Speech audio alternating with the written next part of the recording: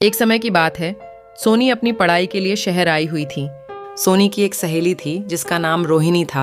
एक दिन सोनी को उसकी माँ का फोन आता है और वो उसके भाई की शादी के लिए घर बुलाती है। सोनी अगले दिन अपनी सहेली को ये बात बताती है।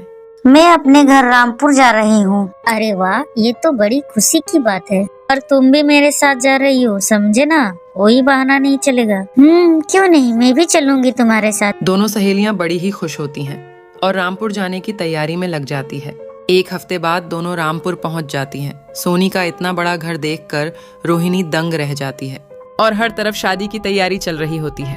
आ गई मेरी बेटी। माँ देखो मेरे साथ कौन आई है, मेरी सहेली रोहिणी। अरे बेटी, आओ आओ, इसे अपना ही घर समझो। जी माँ जी। चलो रोहिणी, चलकर भैया से मिलते हैं। दोनों सहेलियां जाकर सोनी के भाई से मिलती है।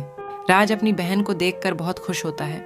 अरे कितने दिन लगा दिए आने में, जैसे कि किसी पड़ोस की शादी है। भैया, एग्जाम की वजह से रुकना पड़ा, पर मैं आ गई ना। अब देखना हम दोनों आपकी शादी में क्या धमाल मचाते हैं। अरे पहले इनसे तो मिला।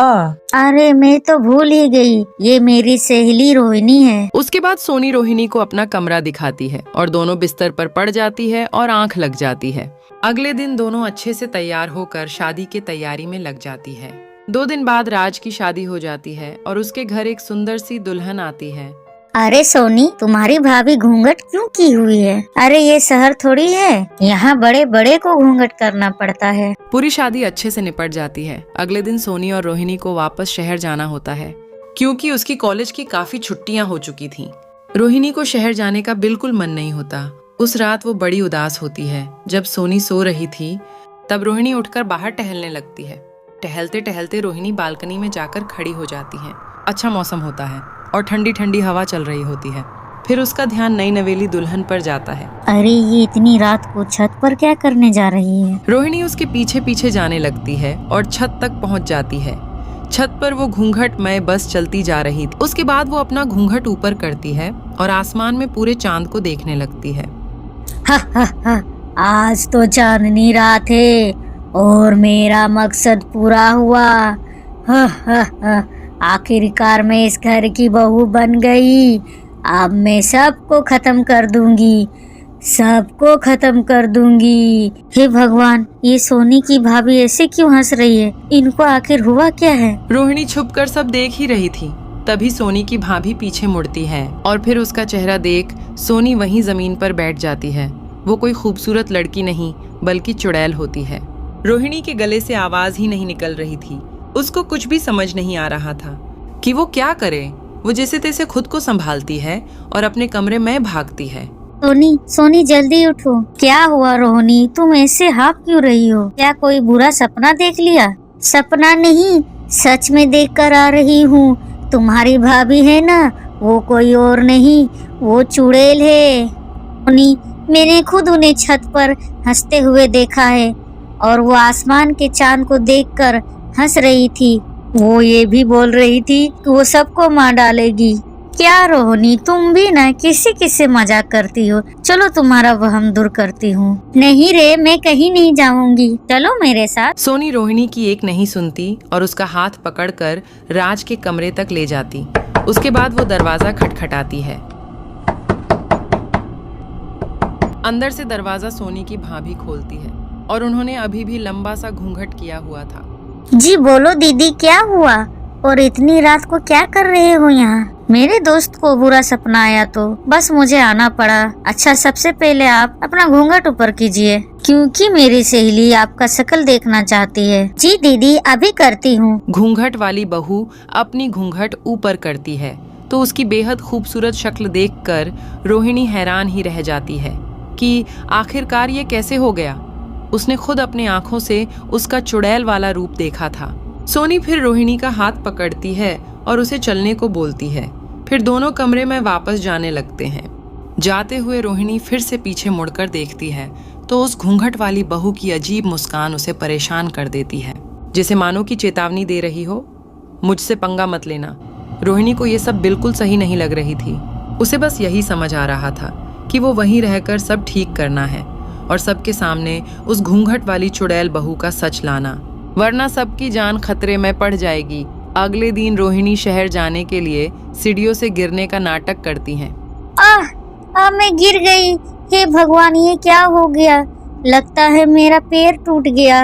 ए भगवान, ये क्या हो गया? भैया, ओ भैया, रोहिणी को उसके कमरे में ले चलो। इसकी इतनी हिम्मत जो ये मेरे पति की गोद में जाएगी, इसे तो मैं बताऊंगी। अरे बहू, यहाँ क्या खड़ी खड़ी देख रही हो? चल मेरे साथ रसोई में और जल्दी से बाम और हल्दी वाला दूध लेकर आओ। जी माँ जी। घूंघट वाली चुड़ैल बहू रसोई में अपने सास के साथ जाती हैं। वो एक ग्लास में हल्दी वाला दूध बनाती है और उसकी सास भी वहाँ खड़ा होकर रोहिणी के लिए काढ़ा तैयार करती है। अंदर ही अंदर वो गुस्से से पागल हो रही थी। वो दूध में जादू कर देती है और जाकर रोहिणी को दे देती है। रोहिणी को शक हो जाता है और वो ग्लास का दूध गिरा देती है। अरे बहू, कैसे गिलास पकड़ा रही हो? जाकर पोछा लाओ और साफ करो। सभी लोग रोहिणी के देखभाल में लग जाते हैं और उसका शहर जाना कैंसिल हो जाता है। घूंघट वाली चुड़ैल से ये सब देखा नहीं जा रहा था। वो रात होने का इंतजार करती है। जैसे ही रात होती है और सब सो जाते हैं, वो छत पर जाती है। अपना घूंघट ऊपर करके आसमान में चांद को देखने लगती है। मुझे शक्ति चाहिए, मुझे शक्ति चाहिए। मैं सबको बर्बाद करना चाहती हूँ और मैं सबसे पहले मैं उस लड़की की जान लेना चाहती हूँ। एक बार सबको खत्म कर दूँ, फिर मैं और राज दोनों सुकून से रहेंगे और मैं अपनी चुड़ैल वंश को आगे बढ़ाऊंगी। चुड़ैल वहीं छत पर बैठकर जादू टोना करने लगती है। रोहिणी और सोनी वहीं छुपकर खड़े होकर ये सब देख रहे थे। चुड़ैल एक सुई लेकर गुड़िया को चुभाने लगती है। सुई चुभते ही रोहिणी के हाथ से खून आने लगता है। सोनी, देखो देखो, ये घूंघट वाली चुड़ैल का सच। ये देखो, मेरे हाथ से खून आ रहा है। हे भगवान, ये सब क्या हो रहा है? अब हम सब क्या करेंगे? ये किस चुड़ैल को हम ले आए? सोचते हैं ये कितनी संस्कारी और घूंघट करके रहती है, पर ये किसी को नहीं पता कि उस घूंघट के अंदर एक चुड़ैल है जो अपना चेहरा छुपाने के लिए घूंघट से ढकती है। हाँ, ये मैं कब से बताना चाहती हूँ, पर तुम मानने को तैयार ही नहीं हो। मेरे भाई को ये अंदाजा भी नहीं कि उसकी बीवी एक चुड़ैल है। अब तुम ही कुछ करो न सोनी। मैं सब कर चुकी हूँ। मैं एक बाबा को जानती हूँ। मैंने उसे फोन कर दिया था। उन्होंने सब बता दिया है कि मुझे क्या क्या करना है। बस अभी जैसे तैसे 2 दिन निकालने हैं, फिर पूर्णिमा के रात को इस घूंघट वाली बहू का सच सबके सामने आएंगे। इससे हमें छुटकारा भी मिल जाएगा। बस जैसे तैसे 2-3 दिन निकल जाते हैं। उसके बाद दोनों सहेली छत पर आती है और वहाँ जिस जगह चुड़ैल जादू टोना करती है वहाँ एक कटोरी खीर रख देती है। सोनी और रोहिणी बाकी घर वाले के साथ छुपकर चुड़ैल का आने का इंतजार कर रही थीं। थोड़ी देर में चुड़ैल वहां आ जाती है। वो अपना घूंघट ऊपर करके खीर देखकर बड़ी हैरान होती है। चुड़ैल को कुछ समझ नहीं आता, पर खीर को देखकर वो रह नहीं पाती। वो कटोरी को उठाती है, खीर खाती है, उसे उल्टी होने लगती है। ये क्या हो रहा है? ये मुझे क्या हो रहा है? का अंत अब आ चुका है। किसने मेरी बनाई हुई खीर खा ली है? ये सब तेरा किया धरा है। तुझे तो मैं उसी दिन मार देती। हाँ, लेकिन बहुत देर हो चुकी है। चुड़ैल तड़प तड़प कर मरने लगती है। उसके बाद पूर्णिमा के चांद की रोशनी उस पर उल्टा असर करने लगती है और वो जलकर खाक में बदल जाती। सब उस घूंघट वाली बहू से मुक्ति पा लेते हैं, पर राज बहुत दुखी होता है। अब अगले दिन सोनी और रोहिणी भी शहर वापस जाने लगते हैं, पर जाते जाते राज के माता पिता रोहिणी से कहते हैं, क्या तुम हमारे बेटे से शादी करोगी? रोहिणी ये सुन मुस्कुरा देती है। बस फिर रोहिणी शहर चली जाती है और राज उसकी पढ़ाई पूरी और वापस आने का इंतजार करने लगता है। पढ़ाई पूरी होने के बाद दोनों की शादी धूमधाम से हो जाती है और रोहिणी सोनी की भाभी बन जाती है।